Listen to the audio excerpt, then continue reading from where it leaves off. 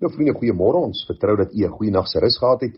Ek is die Here innig dankbaar dat ons vanmôre weer wakker geword het, dat ons hierdie nuwe dag in sy naam tegemoet kan gaan. Ek vertrou dat u al 'n heerlike koppie koffie gedrink het en dat u sommer reg is vir hierdie nuwe dag. En mag u aanmeld vir diens en sê Here, gebruik my sodat ek ook 'n skynende lig in hierdie donker wêreld sal wees. Nou vriende, ons gaan vanmôre 'n bietjie stil staan by 'n boodskapie wat ek met my kerkraad gedeel het so tyd terug hier uit Lukas die 24ste hoofstuk.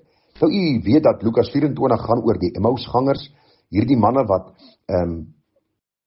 van Jerusalem afgestap het na die dorpie met die naam van Emmaus, en hoe hulle met mekaar gepraat het oor die gebeure in Jerusalem, oor Christus wat deur die owerpriesters en die ouderlinge oorgelewer is, later gekruisig is.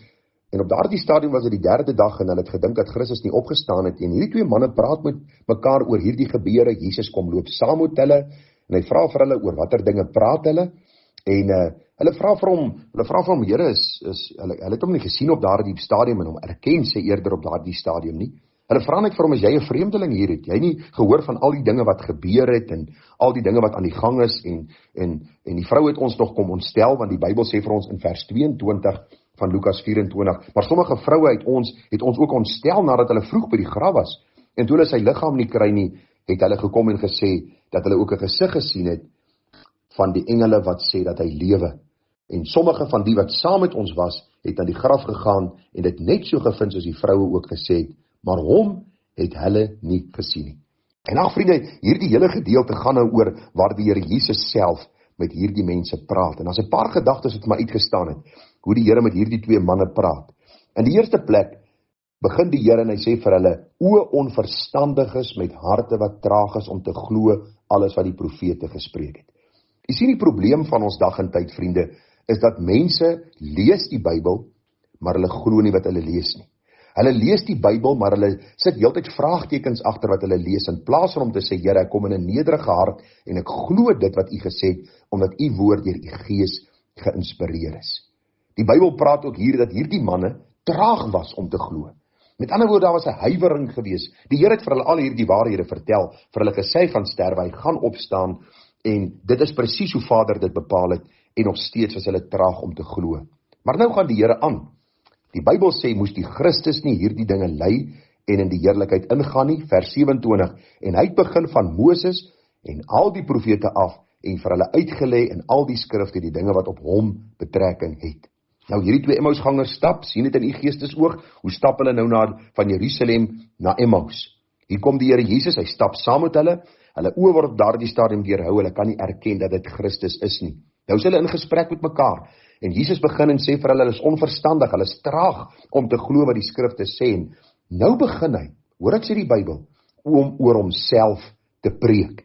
Jesus is niemand anders as God wat mens kom word het nie, en hy alleen kan oor homself praat, want hy is God wat homself kom openbaar het in mensevorm, gebore uit die maagd Maria, en die Bybel sê gelei onder Pontius Pilatus, gekruisig, gestorwe en begrawe en opgestaan het op die 3de dag.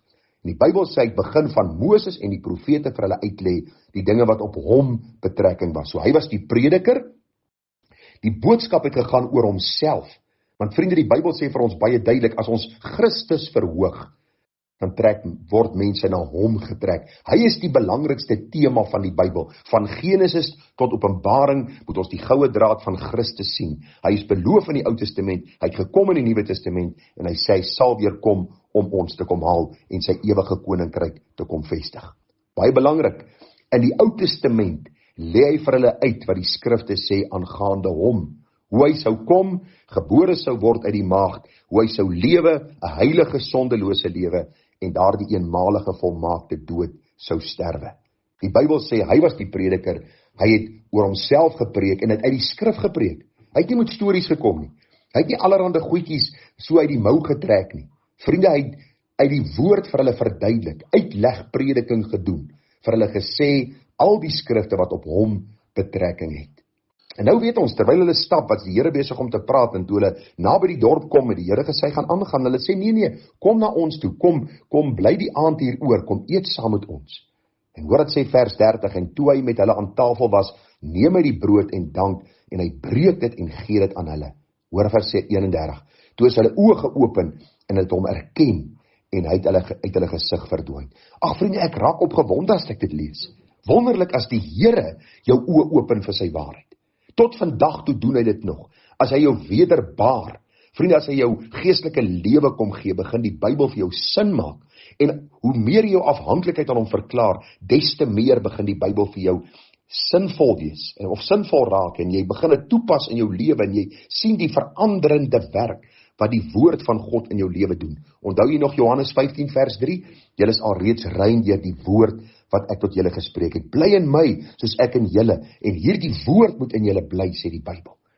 Die Bybel sê hierdie manne was so opgewonde, en die Bybel sê hulle harte was brandend, toe hy die woord vir hulle uitgelê, die skrifte vir hulle uitgegee het. Vers 33, hoor die reaksie.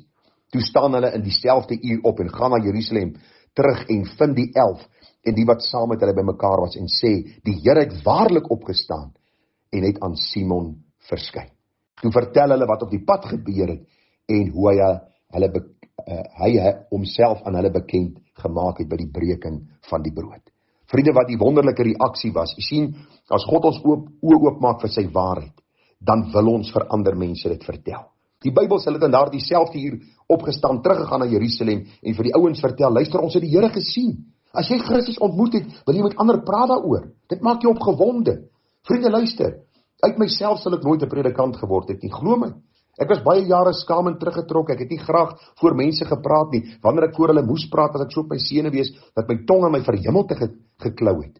Maar ek praat nie oor myself nie, ek praat oor Christus. Daarom, vriende, verkondig ek Christus en hom as gekruisigde, want hy het my oë geopen om hom te sien uit die blaaie van die Bybel. En hy maak my nog steeds opgewonde om na 28 jaar vir u te sê, so sê die Here. Daarom pleit ek by u, dat u die Emmausganger sal sien. Die beste prediker is Christus self. Hy het gepreek oor homself, sy heerlikheid en hoe hy in die skrifte geopenbaar word. Ag vriende, hierdie waarheid het uit die skrif gekom en dit het die harte van hierdie mense brandende gemaak. En op daardie stadium het hulle teruggegaan en verander vertel van Christus. Daarom vra ek jou, mag jy die Here vra dat hy jou oë sal open. Toe hy hulle oë open, toe verstaan hulle, toe raak hulle opgewonde en toe gaan hulle en hulle vertel.